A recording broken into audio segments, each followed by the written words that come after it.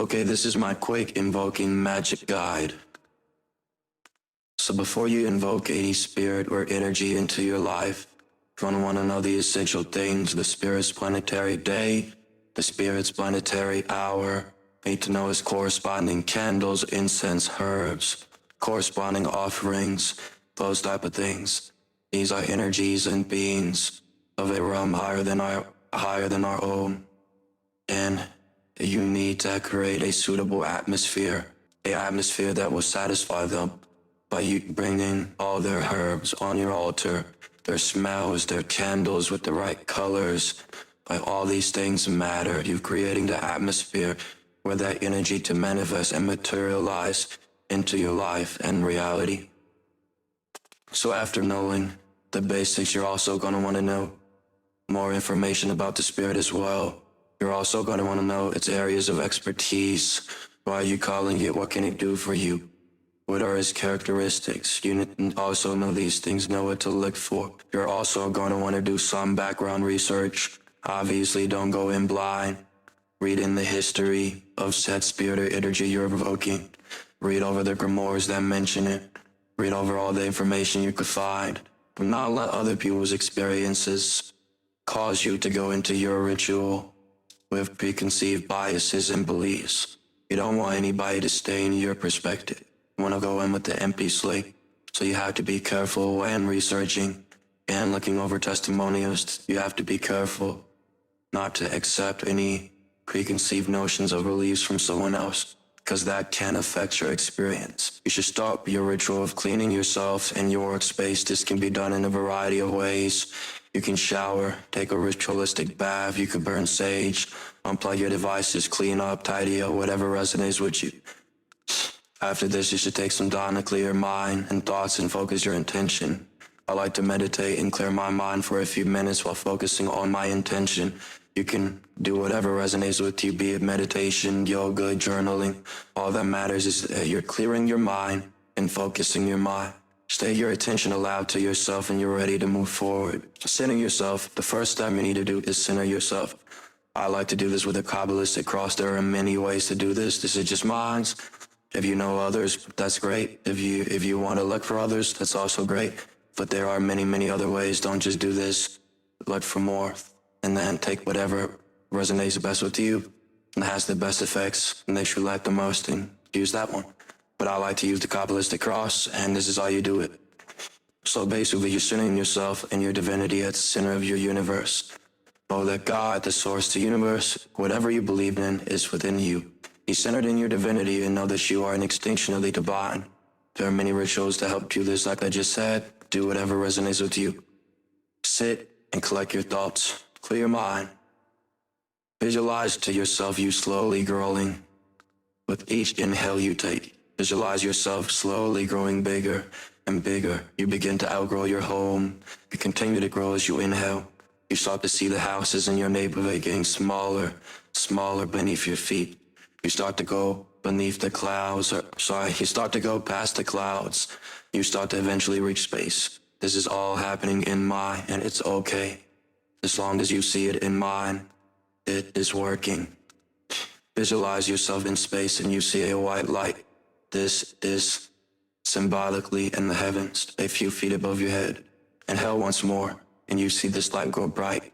Touch the light and make it down to your forehead. Visualize the light, leaving a ray of light behind it, from the heavens to your head, and vibrate the word Ato. Move your finger down to your solar plexus with the light coming down with it. The light is now coming down to your solar plexus. Imagine it passing your solar plexus and going to your feet as you vibrate the words Maokot. After this, touch your right shoulder and vibrate the word Begebora, Begebora, and visualize a light starting to glow here. After this, bring your finger where that light is to your left shoulder as the light follows it, leaving a trail behind it, and vibrate the word Vegedula at your left shoulder, and see it begin to grow bright as well in your mind. In your mind, you should have light traversing through your body in the shape of a cross. going from the heavens to earth, from your head to your feet, and from your light to your left. This is centering you in your divinity. Draw space and time on all axes, on all realms. You are a part of the all that is. Know that, and clasp your hands at your chest, where your solar plexus is, and vibrate. Le'olam. Then say Amen. This is step 1, the Qabalistic cross. Step 2, the LBRP. This is also known as the lesser banishing ritual of the Pentagram. There are many ways to do this. The way I'm about to do it is not the only way. Try as many as you want and do the one that works best for you. I've grown accustomed to using the Aurum Solis adaptation. And that's what I'm going to show you. To start facing the east, going clockwise in each direction. East to south, to west to north, and coming back to east to complete the circle. In each of the 4 directions, you will draw the following banishing pentagram in the following order that I'm about to show you, and utter the name of power associated with each direction as you pierce the pentagram. All right, and this figure is the order that you will draw the pentagram using the Aurum Solis adaptation of the LBRP. You start at the bottom, going up to 2, to 3, back down to 4, up to 5, where spirit is, and bringing everything back down. In the west, you utter the words, Yah-Heh, Vav-Heh, as you draw and pierce the pentagram. See it glow as you pierce it in every direction. In the south, Adonai. In the west, yeah. In the north, Hagla. You want to vibrate in each direction after you have drawn it, and as you vibrate the name, pierce it and see it glow. After drawing all of them, you should see them all glowing in your mind's eye. Then you will call forth the archangels associated with each direction. Call them in the following order. Call them in the following order and envision their presence to the best of your ability. You can do this by mentally imagining their associated elements, conjuring before you when you call them, or imagining characteristics associated with them, like their colors or the animals. The order to do so is here. Before me is Raphael. Behind me is Gabriel. To my right is Michael. To my left is Jodiel. Above me is Metatron. Below me is Sandothan. For around me flame the pentagrams, and through the column shines the 6 or 8 star. The next order of rites that I complete during my ritual is the supreme hexagram ritual. In the Kabbalah or Kabbalah, there are thought to be 10 aspects of God, 10 aspects that make up God. These are called the 10 Sephirot, the 10 spheres of God. It is also believed that each planet in our solar system has a corresponding sphere of God, and as so it represents the energies of the one it is tied to in our experienced reality. Doing the supreme invoking ritual of the hexagram can help you invoke the energy of the corresponding planets and spheres of God by invoking or banishing said energies. You can invoke by drawing clockwise and banish by drawing the hexagram counterclockwise, same as the lesser banishing and greater invoking rituals of the pentagram. There are many ways to do the hexagram rituals. The way you draw it also matters, clockwise for invoking and counter for banishing. Personally, I like to do the supreme invoking ritual of the hexagram. If you don't know how to perform it, I will provide a short video on the description that details how. Please watch and take notes to memorize the rituals.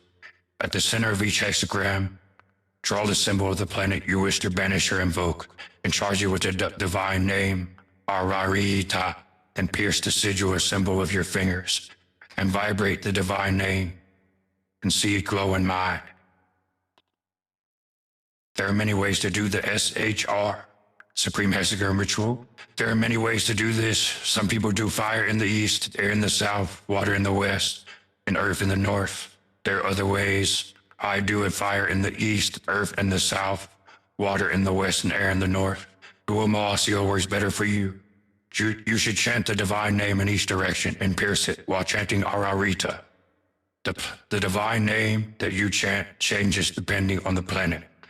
Here are the following ones. For Saturn and Bina is Yahweh Elohim.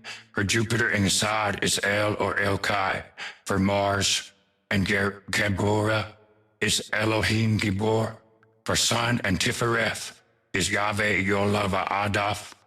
To Venus and Natsak is Yahweh Za'aboth. For Mercury and Hod is Yahweh Elohim.